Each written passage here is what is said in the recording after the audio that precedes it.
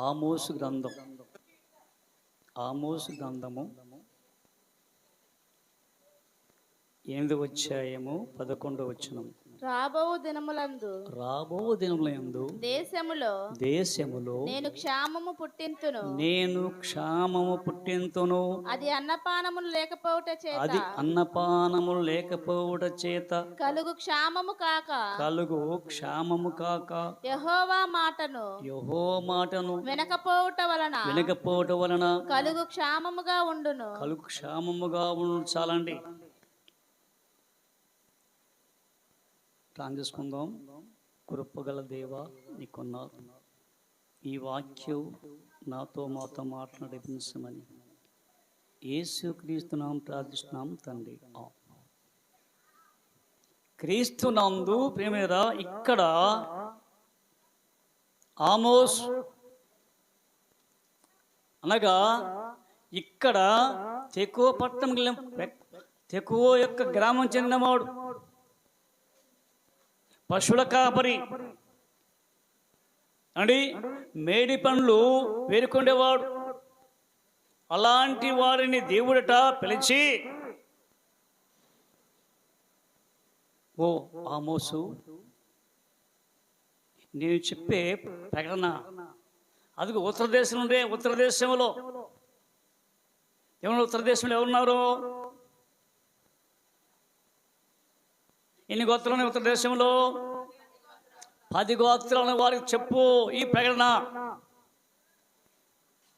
అంటే ఇక్కడ దక్షిణ గోత్రములో ఉన్న అంటే ఈ యొక్క ఆమోస్,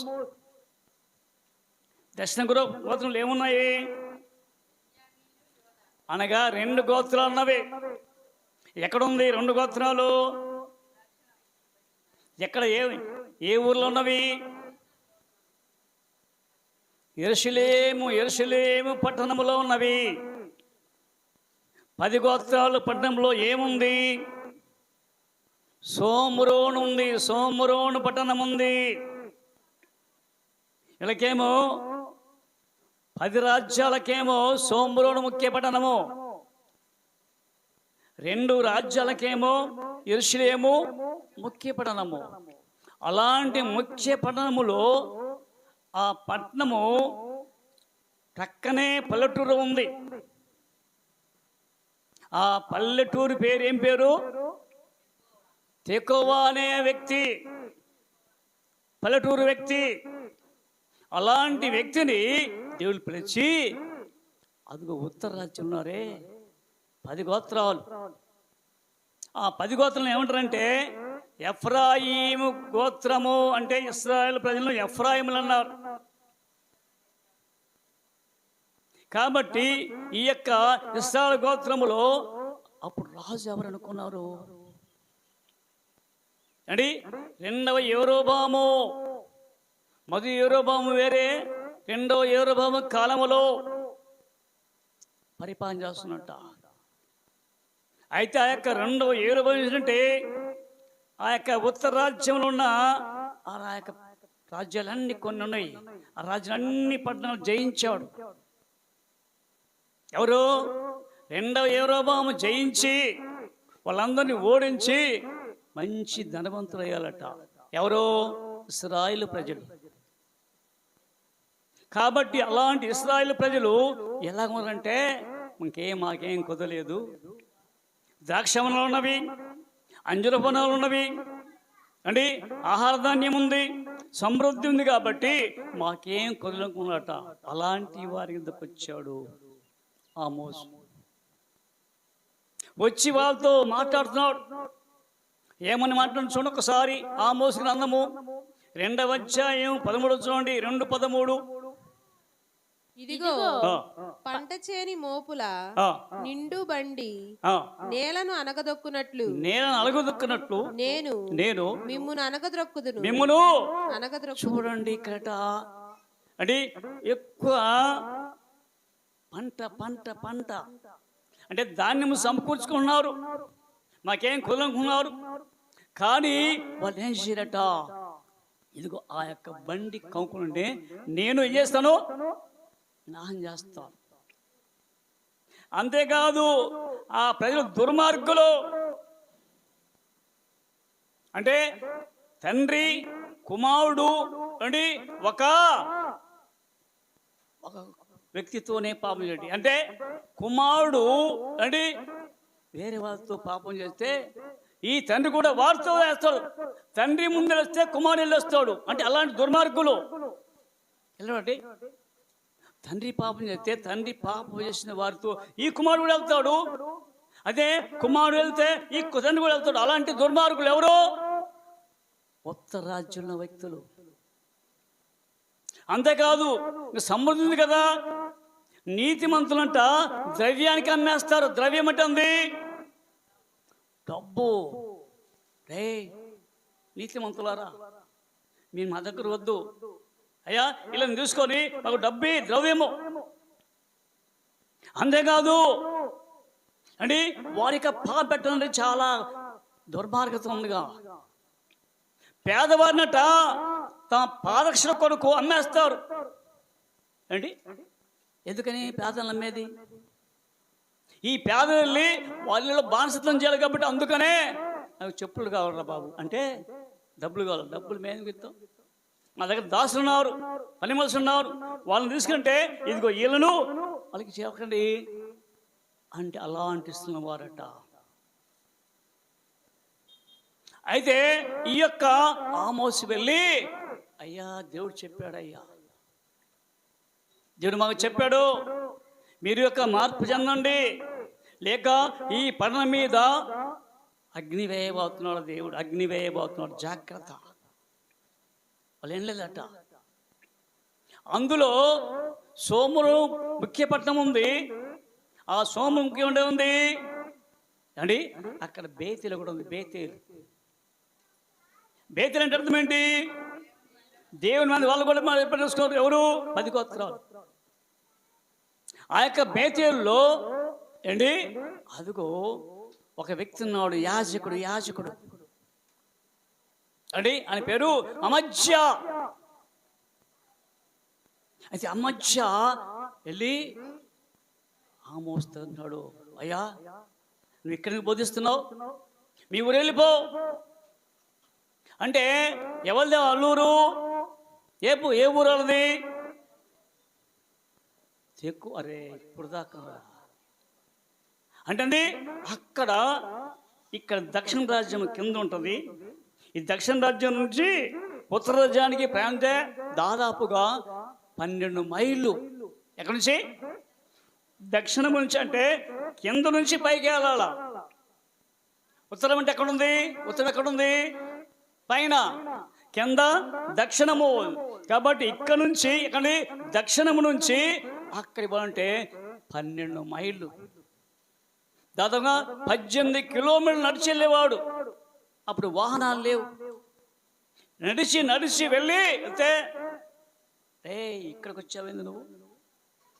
మా ఊరు వచ్చి నీవండి ఆహారం సంబంధించి వచ్చావా? కాబట్టి నువ్వు వెళ్ళిపో. ఎవరిని చూడండి ఒకసారి. ఆమోసు గ్రంథము 7వ అధ్యాయము 7-12. మరియు అమజ్య ఆమోసుతో ఇట్లా నేను ఆమోసు ఏమట్లాడు? దీర్ఘదర్శి తప్పించుకొని అయ్యా ఓ దీర్ఘదర్శి ఆమోసు గారు, నువ్వు భవిష్యత్ చెప్పేవాడివి, నువ్వు తప్పించుకుని యూదా దేశమునకు పారిపోము. దేశంలో పారిపోము. అచ్చటనే భత్యము సంపాదించుకొని. బత్యం అంటే చేతమండి.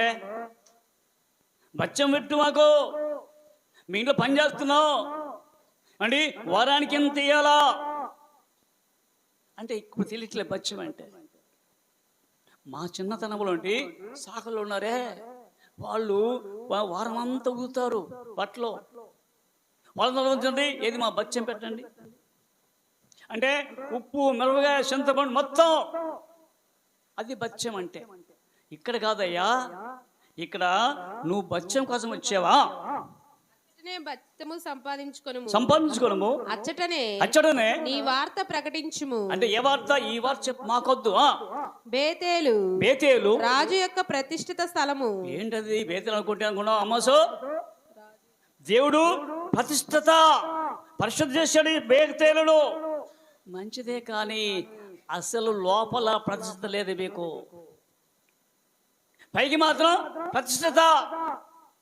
అటువంటి దేవుడికి బాగున్నాం చూడటానికి అంతరంగం చేయిపోయింది.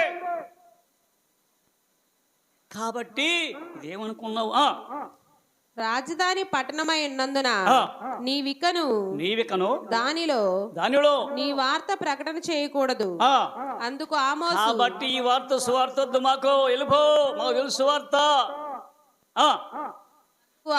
అందుకు ఆమోసు అమజ్యాతో ఇట్లను, నేను ప్రవక్తనైనను కాను. అయ్యా ఆ అమజ్య అంటాడు, నేను అసలు ప్రవక్తని కాదండి. ప్రవక్త యొక్క శిష్యునైన కాదు, కానీ పశువుల కాపరినై. అయ్యా నేను పశువుల మంద కాపరిని.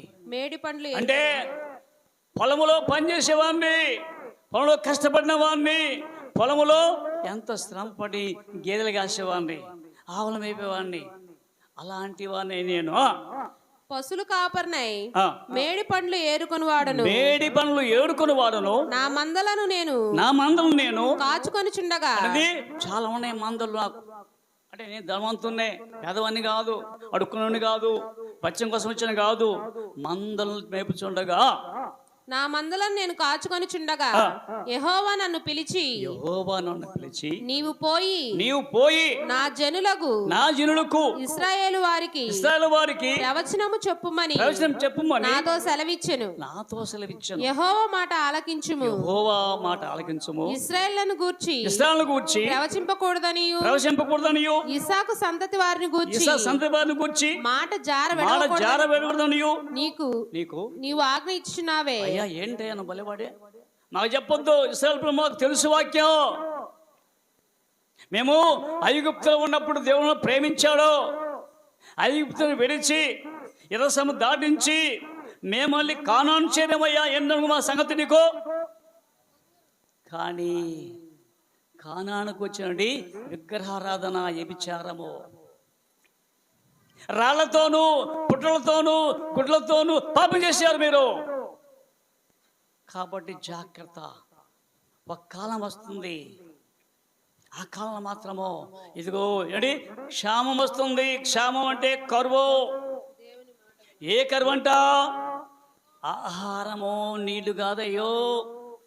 మీకు సమృద్ధిగా ఉంది. ఎప్పుడైతే €2 మాట చెప్పాటయ్యా రాజుగారు, ఈయనుంటే మన యొక్క ప్రజలు ఆయన మాట వింటారు. కాబట్టి ఎల్లగొట్టు అంటే ఇక్కడ చెప్తున్నాడు 8వ అధ్యాయంలో. అయ్యా మీరు వెళ్తున్నారా? మంచిదే, కానీ ఒక కాలం వస్తుంది, ఒక రోజు వస్తుంది. ఆ కాలంలో అంటే కరువు రాబోతుంది. ఏం కరువు అంటే, ఇప్పుడుంది మీకు సమృద్ధి ఆహారం ఉంది, ఏం కదవలేదు. తినటానికి, ఉండటానికి, కట్టుకోవటానికి ఉన్నవి, కానీ అయితే ఒకరోజు ఉంటే నేను జాగల అంటే నా వాక్యం కోసము ఎదుగుతారు మీరు. యెహోవా మాట వినకపోవచ్చు క్షామము. అందుకనే చూడకసారి 2వ గ్రంథంలో 6వ అధ్యాయంలో 24వ వచనంలో ఇక్కడ అదిగో ఇశ్రాయేలు రాజే పరిపాలిస్తున్నాడు. అటు తరువాత సిరియా రాజైన బెన్హదదు తన సైన్యమంతటిని సమకూర్చుకొని వచ్చి షోమ్రోనునకు ముట్టడి వేసెను. అప్పుడు షోమ్రోనులో గొప్ప క్షామం కలిగి. షోమ్రోను అంటే సమరయ పట్టణమట. గొప్ప క్షామం అంటే కరువు. ఏం కరువు వచ్చిందంట వాళ్ళకు? గొప్ప క్షామము కలిగి ఉండగా గాడిద యొక్క తల ₹80 అరపావు పావురపు పెట్ట ₹5 అమ్మబడెను. వారు అంత కఠినముగా ముట్టడి వేసి చూడండి. ఏంటండి, ఒకసారి వచ్చారు బెన్హదదు ఏమండి, సిరియా రాజు యుద్ధానికి వచ్చాడు. మళ్ళీ వచ్చాడు యుద్ధానికి. ఎక్కడికి? ఇశ్రాయేలు దేశానికి. అయితే ఆ దినములు కరువు వచ్చిందంటే అన్ని ఎత్తుకెళ్ళిపోయారు శత్రువులు వచ్చి. మరి ఏం చేస్తారు వీళ్ళు? కరుగుతుంటే మళ్ళా వచ్చారు వీళ్ళు. సిరియా రాజు ఆరామ రాజు వచ్చారట. వచ్చి ముట్టడి వేసరికి ఆ దినాల్లో కరువు వచ్చిందట. గాది యొక్క తల 80 రూపాయలు అప్పట్లో. అరపావు పావురు రెట్టండి. ఆ యొక్క పావురము తిని వదిలేసిందే దాన్ని 5 రూపాయలట. అలాంటి కరువు. అంతట ఇశ్రాయేలు రాజు పట్టణపు ప్రాకారం మీద సంచారం ఎందుకని ఇట్లా ఉంటే ఏం చేయాలి పాపం అంటే పట్టణం ప్రాకారం చుట్టూ తిరుగుతున్నాడు పాపం. ఆ మైదానం తిరుగుతున్నాడు. పట్టణపు ప్రాకారం మీద సంచారం చేయగా ఒక స్త్రీ రాజును చూచి రాజువైన నా ఏలినవాడా సహాయం చేయమని సహాయం చేయి ఎవరు ఒక స్త్రీ అట. ప్లీజ్ హెల్ప్ మీ ఉంటుందంట. ఎవరు ఒక స్త్రీ సహాయం చేయమని కేకలు వేయుట విని యెహోవా నీకు సహాయం చేయనిది. అమ్మా చూడండి, మంచి మాట మాట్లాడాడు. ఎవరు? యెహోవా సాయం చేయనది. నేను ఎక్కడ నుండి నీకు సహాయం చేయను? నేను ఎక్కడి నుంచి సహాయం చేసినను? కళ్ళములో నుండి అయినను ద్రాక్ష గానుగల నుండి అయినను దేనినైనను ఇచ్చి సహాయం చేయ వల్లపండి. ఏంటట? కళ్ళములో నుండి కాదు, నూనెకి ద్రాక్షరసం కాదు నుంచి కానీ ఏ పడతాను. ఎందుకండి మరి ఎలా ఉండదు? అప్పుడు 10 గోత్రాలు ఎలా ఉన్నాయి ఉత్తర రాజ్యముల్లో అంటున్నారండి. చెప్పిన కదా ఎట్లున్నారు? పాడి పంటలు, కంకులు, బండ్ల మీద కంకులు, సమృద్ధి ఉంది. దేనిలో? ఈ లోకమైన ఆహారం బాగుంది వాళ్ళకు. ఇప్పుడు ఏమండి కరువు వచ్చిందంట. అంటే మొత్తం ఏమండి పంటలన్నీ పాడైపోయినవి, వరదలు వచ్చినవి, పిల్లలు నాశనమైనవి అండి. ఆ యొక్క పంట పొలాన్ని పాడైపోయినాయి. అమ్మ ఎక్కడ కళ్ళముల గింజలు, ఆ ద్రాక్ష నుండి ఉండి ఆ గానుగల నుండి లేదు అంటే యెహోవా సాయం చేయని ఎక్కడ తెచ్చాని. నీ విచారమునకు కారణమేమని? సరే చెప్పు, అసలు ఏంటి మీ యొక్క విచారం ఏంటి? నీ సాడ్ ఏంటి? అడుగగా అది ఈ స్త్రీ నన్ను చూచి, అయ్యా అంటే ఇద్దరు స్త్రీలు, ఈ స్త్రీ నన్ను చూచి నేటి ఆహారమునకు నీ బిడ్డను ఇమ్ము, రేపు మన బిడ్డను భక్షించుదుము అని చెప్పినప్పుడు ఏంటి అంటే చూడు అంటే ఏ కరువు అండి అది? బిడ్డలను తినే రోజులు అంట. తింటారు ఎవరన్నా? ఒక స్త్రీ అంట కన్నెంబటే పసిబిడ్డ తినేసిందంట. చూడండి ఎంత బాధో. కన్న గర్భములో ఉన్న ఆ పసికందును అండి ఏంటది? దేనికోసం? కడుపు కోసం.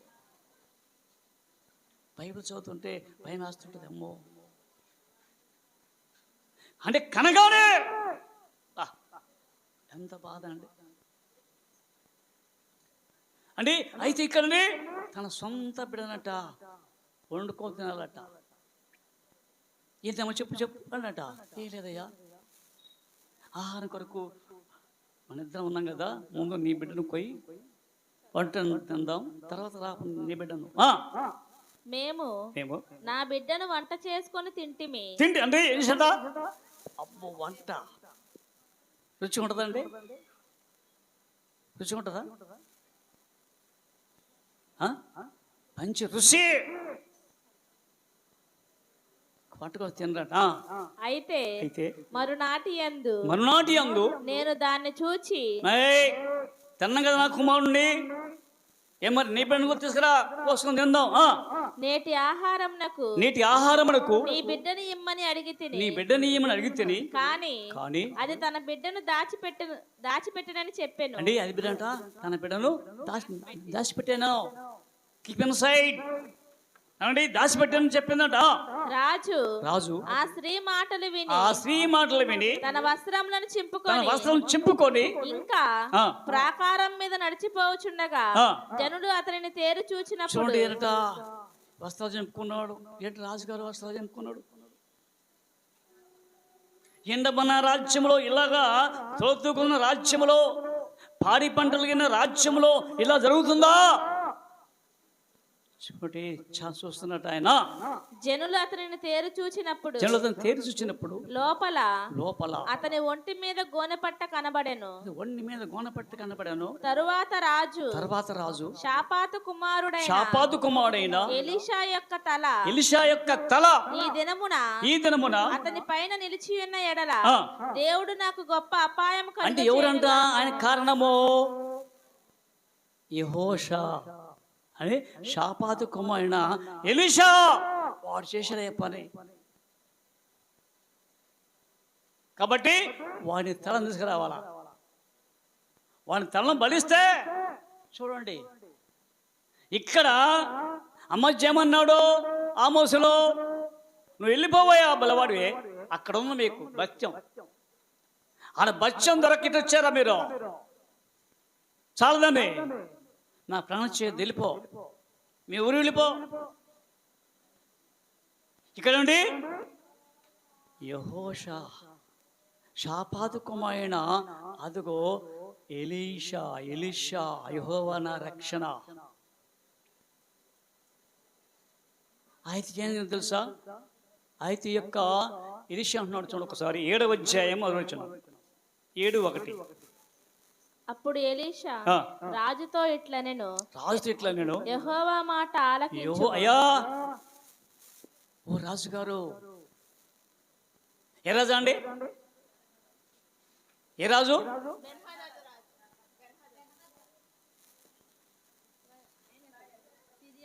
ఆయన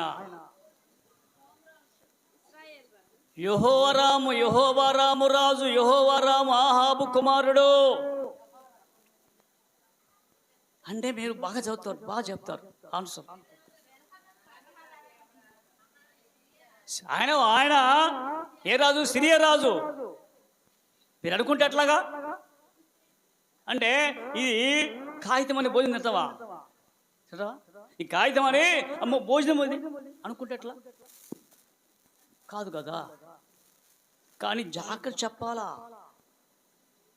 అని ఎవరండి? యెహోరాము. అంటే ఇజ్రాయెల్ దేశాన్ని పరిపాలించింది ఎవరు? రాజు ఆహాబ్ రాజు. ఆహాబ్ కుమారుడు ఎవరు? యెహోరాం. అందుకని చనిపోతాడు. కానీ యెహోరాం అంటాడు, ఓ రాజుగారు ఒకసారి నా మాట విను. యెహోవా మాట ఆలకించుము. యెహోవా సెలవిచ్చినదేమనగా రేపు ఈ వేళకు షోమ్రోను ద్వారమందు రూపాయి ఒకటింటికి ఒక మానిక సన్నని పిండియు రూపాయి ఒకటింటికి 2 మానికల ఎవలుడు అమ్మబడును. అందుకు ఎవరి చేతి మీద రాజు ఆనుకొని ఉండెను. ఇక్కడేమో దైవజనం చెప్తున్నట్టు, అయ్యా రేపు ఏంది కరువు వచ్చింది కదా అండి, కాబట్టి రేపు ఈరోజు ఇట్లా జరిగింది కదా, వంట వేసుకొని తిన్నారు కదా, అట్ట కాదయ్యా, రేపు మాత్రము రూపాయి ఒకటింటికి 2 మానికల అన్నది పిండి సన్నని పిండి అంటే 2 కేజీలు అండి, 2 కేజీలు అంటే అండి మానిక అంటే 2 కేజీలు సన్నని పిండి. 2 మానికలు అంటే 4 కేజీలు. కాబట్టి ఎవరు అమ్మబడును అన్నట. ఆయన అంటున్నాడు, ఎవరు? యెహోరాం రాజు. అందుకు ఎవరి చేతి మీద రాజు ఆనుకొని ఉండెను. ఆ అధిపతి యెహోవా ఆకాశమందు కిటికీలు తెరిచినను. అలాగు జరుగునా. అసలు నేను అధిపతి మీద అనుకున్నాను, రాజు మీద అనుకున్నాను. కానీ యెహోవా అండి కిటికీలు తెరుస్తాండి. ఏం చేస్తే కిటికీలు తెస్తే ఏమవుతుంది? ఆకాశ వాక్యం చెప్తే ఏమవుతుందండి? ఆకాశం నుంచి ఏమొచ్చింది? ఇశ్రాయేలు పిల్లలకు మన్నా వచ్చింది. ఏమన్నా అంటే నీకు ఆహారం ఇవ్వడానికి. అయినాడు అయ్యా ఆకాశము తెరిచినను అంటే దేవుడు ఆకాశం తెరిచినను ఆకాశమందు కిటికీలు తెరచినను అలాగు జరుగునా అని దైవజనునకు ప్రత్యుత్తరం ఇయ్యగా అతడు నీవు కన్నులారా దాన్ని చూచెదవు గాని దానిని తెరకుందు అని అతడితో చెప్పు. నీవు తినలేవయ్యా, చూస్తావు చచ్చిపోతావు. కానీ ఆయన కరువట ఏమైంది? ఎప్పుడైతే వస్తున్నారు ఆరామరాజు రాజు వచ్చారో ఇలా దేవుడట అది ఒక అద్భుతమైన కార్యం చేశాడు. ఏం చేశాడు అంటే ఎప్పుడైతే దేవుడట అక్కడ కుష్ఠరోగులు 4 ఉన్నారంట. ఆ 4 కుష్ఠరోగులు ఎందుకు ఇక్కడికి వెళ్దాం, మనం వెళ్దాం అండి, అదిగో ఆ ఆరామ దేశానికి వెళ్దాం, శ్రీ దేశానికి వెళ్దాం, వాళ్ళ పంచకి వెళ్దాం, వాళ్ళైతే ఆహారం పెడతారు కదా, వాళ్ళు పెడితే పెట్టారు, చంపేసి పర్లేదని వెళ్ళారంట 4 కుష్ఠరోగులు. ఎక్కడికండి? ఆరామ దేశానికి వెళ్తాండి. అక్కడ ఒక మనిషి లేడట. వెళ్ళండి, ఒక వ్యక్తి కూడా లేడు. ఎందుకని? ఎప్పుడైతే చూడవచ్చు 5వ వచనమ్మా 7:5 సంధ్య చీకటి యందు సిరియనుల దండు పేటలోనికి పోవాలనని లేచి సిరియనుల దండు వెలుపలి భాగమునొద్దకు రాగా అచ్చట ఎవరునూ కనబడకపోయిరి. యెహోవా రథముల ధ్వనియు గుర్రముల ధ్వనియు గొప్ప సమూహపు ధ్వనియు సిరియనుల దండునకు వినబడినట్లు చేయగా వారి ఇంట్లోకి వస్తారట. వాళ్ళందరూ మంచి మంచి భోజనాలు వండుకున్నారు. ఎవరు తిని వెళ్దాం అనుకున్నారు యుద్ధానికి. ఎప్పుడైతే యుద్ధానికి వెళ్ళే సమయంలో ఇవన్నీ భోజనాన్ని బాగా రెడీ అయినాక తింటా అనుకుంటున్నామంట. కానీ ఈ లోపండి అదిగో రథములతోనే గుర్రములతోని శ్రమలతోనే వినపడుతుందంట. అమ్మో ఇశ్రాయేలు పిల్లలు వస్తున్నారు, ఆరంభంలో వస్తున్నారు కాబట్టి పారిపోయారు వాళ్ళు. ఏంటి వాళ్ళ రథాలు అక్కడ ఉన్నవి, వాళ్ళ గుర్రాలు అక్కడే ఉన్నవి. ఎవరి? ఆరామరాజు. కానీ ధ్వని మాత్రం దేవుడి యొక్క ధ్వని అంటాను చూడండి. అంటే దేవుడు అండి మేలు చేశాడా వీళ్ళకు? ఆడకెళ్ళేసరికి చూస్తున్నట్ట భయపడి ఒక ఇంటికి వెళ్ళారంటే భోజనాలు బాగున్నాయంట, అన్ని 6 పదార్థాలు సిద్ధపరిచారు. ఏంటి వెరైటీలు ఉన్నాయంట. వాళ్ళు 4 బాగా తిన్నారు. ఎవరు? కుష్ఠరోగులు బాగా తిన్నారు. ఎప్పుడు తిన్నారు పాపం. బాగా తిని ఏంటి వాళ్ళ ఇంట్లో ఉన్న బంగారము వెండి మొత్తం దాచిపెట్టుకున్నారట. మళ్ళీ వచ్చారు ఒకరోజు. మళ్ళీ వచ్చేసారు వాళ్ళు. మనిషి ఇంటికి వెళ్ళారు, ఎవరు లేరు. మళ్ళీ ఏం చేశారు? మళ్ళీ మొత్తం భోజనాలు తీసుకెళ్ళిపోయి అంటట అప్పుడట అమ్మో దేవుడు మనం చూస్తున్నాడు కాబట్టి ఈ సంగతి రాజు చెప్దాం. ఏంటి ఈ సంగతి ఎవరిదన్నా రాజు వెళ్దాం. కాబట్టి మనం తినంట మన ప్రజలు చచ్చిపోతున్నారు భోజనానికి. కాబట్టి ఏంటంటే వాళ్ళ చెప్పారట ఈ కుష్ఠరోగుల మాట మనం విందామా అనుకున్నాడు రాజుగారు. కానీ రాజుగారు కుష్ఠరోగుల మాట విని అదిగో 5 పంపించాడు. 5 ఎందుకంటే సమ్మిన పోరలేదు, 5 మందేగా పంపిస్తే చూడండి అంత కుప్పలు అంటే భోజనాలు, బంగారం వెండి వస్తువులు అన్ని ఉన్నాయంట. ఎక్కడండి? ఎక్కడ? ఆరాం దేశంలో, సిరియా దేశంలో. కాబట్టి మొత్తము సైన్యం పంపి తీసుకొచ్చాడు. తీసుకొచ్చిన తర్వాత అప్పుడు చూడకోసారి 18 7:18 మరియు రూపాయి ఒకటింటికి 2 మానికల ఎవలను రూపాయి ఒకటింటికి ఒక మానిక సన్నని పిండియు రేపు ఈ వేళప్పుడు షోమ్రోనులో అమ్మబడునని దైవజనుడు రాజుతో చెప్పిన మాట నెరవేరును. ఎందుకంటే ఏమైందంట? రాజు ఏమన్నాడు? దేవుని యెహోవా ఆకాశము కిటికీలు తెరిచిన జరగదన్నాడు. ఇప్పుడు అంది మరి ఏంటారా? దేశం మాట వింటారా? వింటామా అంటే సువార్త మాట వింటామా? వినమో మన ఇష్టం అంటే అయ్యా ప్రాంతం బట్టండి మన ఇష్టమే. అంతేగాని దైవజన ఇష్టమా? అంటే ఆలోచించండి. కాబట్టి ఎక్కడ వెతికిన దొరకలేదట. అటెల్ని దొరకట్లా, కరువు వస్తుంది. కానీ అందుకే అంటాడు, మీరు తొందరగా వస్తే అయిపోయేది, కానీ ఇంకా టైం ఉంది. ఏంటేమో చెప్పే టైం ఉంది. కాబట్టి చూడొక్కసారి చివరిగా చూద్దాం. 1వ సమూయేలు గ్రంథము 8వ అధ్యాయము 6వ వచనం నుండి 6. కాబట్టి ఆకీషు ఎవరండి? సౌలట. యెహోవా విచారణ చేయగా యెహోవా స్వప్నము ద్వారానైనను ఉరీము ద్వారానైనను ప్రవక్తల ద్వారానైనను ఏమీ సెలవీయకుండెను. ఏమీ అంటే ఎవరండి? ఎవరైనా? సౌలు. సౌలు మహారాజు. అలాంటి మహారాజు అంటే ఆ యొక్క ఏకరాజ్యం ఉన్నప్పుడు దేవుడు ప్రేమించి ఎక్కడో గార్ధములు పోగొట్టుకున్నదండి ఆ యొక్క తండ్రి కీష్ కుమారుడు, చాలా అందగాడు అంటే ఇశ్రాయేలులో అలాంటి సుందరుడు లేడు. అలాంటి సుందరుడైన అంటే సౌలు దేవుడట పిలుచుకున్నాడు. వాళ్ళ తండ్రి ఏమో, అరే మన గాజులు పోయిన ఎత్తుకురా, వెళ్తాడా ఎవరన్నా? అంత సౌందర్యం గల వాడు అండి తండ్రి మాట ఎంటాడా? అరే మన గాజులు తోలరండి, వెళ్తారండి. పశువులకైతే వెళ్తాం, గాజులు అంటే ఒక ఇడుగుడు గాడిదలాగా ఉన్నారు. వెళ్తావు నువ్వు అండి? తోలరా, కుక్కని తోలుతారండి ఎవరన్నా? నేను కుక్కను తోలుతున్నా అండి. గాలికి వెళ్ళాడు ఏమండి, గాలి కోసం వెళ్ళాడు. కానీ తెలుసుకున్నాడు అక్కడ, అయ్యక్కడ దీర్ఘదర్శకాయ ఉన్నాడు. ఆయన దగ్గరికి వెళ్తే మీకు చెప్తాడు సమస్తం.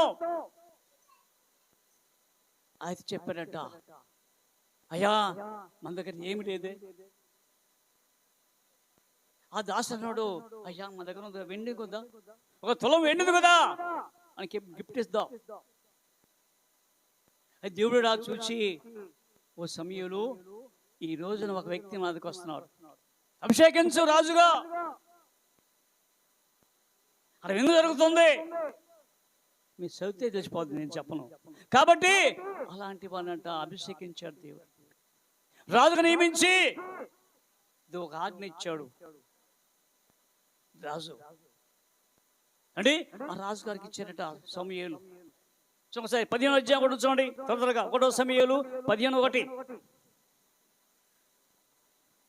ఒకానొక దినమున సమూయేలు సౌలును పిలిచి యెహోవా ఇశ్రాయేలు తన జనుల మీద నిన్ను రాజుగా అభిషేకించుటకై నన్ను పంపెను. ఓ సౌలు, ఒకసారి చూడండి, ఇశ్రాయేలు వారి మీద అభిషేకించడానికి నన్ను పంపాడు.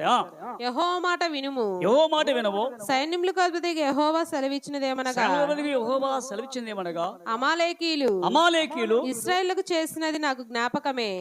వారు ఐగుప్తుల నుండి రాగానే అమాలేకీయులు వారికి విరోధులై మార్గమందు వారి మీదకి వచ్చిరి కదా. కాబట్టి నీవు పోయి కనికరింపక అమాలేకీయులను హతము చేయుచు పురుషులనేమి స్త్రీలనేమి బాలురనేమి పసిపిల్లలనేమి ఎద్దులనేమి గొర్రెలనేమి ఒంటెలనేమి గార్ధములనేమి అన్నిటినీ హతము చేసి వారికి కలిగినంతయు బొత్తిగా పాడు చేసి అమాలేకీయులను నిర్మూలము చేయమని చెప్పారు. సమూయేలు చెయ్య మన మార్గంలో వచ్చినట్టుగా ఐగుప్తు వచ్చినట్టుగా అమాలేకులు ఏం చేశారు? మనల్ని హింస పెట్టారు, బాధ పెట్టారు. కాబట్టి ఇప్పుడు వచ్చాం కదా కానాలు, వాళ్ళు మన మీదకి వస్తున్నారు. కాబట్టి వినండి, నువ్వు వెళ్ళి ఒక్క అమాలేకుల మొత్తం కనికరం లేకుండా, అది దయ లేకుండా, అంటే ప్రేమ లేకుండా మొత్తం చంపేయి. ఎవరండి? బాలులను, వృద్ధులను, యవనస్తులను, పసిపిల్లలు, ఎద్దులు, గొర్రెలు, గాళ్ళు ఉండి. అయితే సరే అన్నాడు. ఎవరుంది? సౌలు అన్నాడు. దేవుని చేత ఎరగబడిన వాడు సౌలు అంటే. అలాంటి సౌలు ఏమైనాడే, ఎప్పుడైతే తన యొక్క కందుష్టట ఎద్దుల మీద గొర్రెలను పోయింది, అన్ని హతమార్చాడు, కానీ ఈ దాచిపెట్టాడు. ఈ దినాల్లో మరి ఏం దాచిపెడతావు నువ్వు? ఈ వాక్యమని, అయ్యా ఈ వాక్యము నాతో మాట్లాడు కాబట్టి నాలో ఉన్నవన్నీ చంపేస్తాను, కానీ అయితే ముఖ్యమైనది దాచిపెట్టుకోకూడదు. అప్పుడు నువ్వెవరు నాకు తెలియదు అంటాడు. కాబట్టి మార్పు చెందుతావా? అయితే ఎప్పుడైతే నెట్టేశాను, తోసేశాను సౌలు, అయితే దేవుడు చెప్పాడు సమూయేలుతో, అయ్యా నేను కోరుకున్న వ్యక్తి ఇలా అయిపోయాడయా. రాత్రంతా ప్లాన్ చేశాడు. ఎవరో సమూయేలు ఏంటి ప్రభువా, దాన్ని దాచుకుంటాను, కుదరదు, తీసేయి. ఈ సమూయేలు వచ్చాగానే జెండా పైకెత్తయ్యా అంటే విజయ జెండా ధ్వజం ఇచ్చారంట, విజయ జెండా అంటే ఇదిగో నేను దీవిస్తున్నాను అన్నాడు. ఎవరు? ఈయన. ఎవరిని? సమూయేలు. చూడండి, చిన్నవాడ పెద్దవాడిని దీవిస్తున్నాడు. చూడండి ఎంత ఆశ్చర్యం.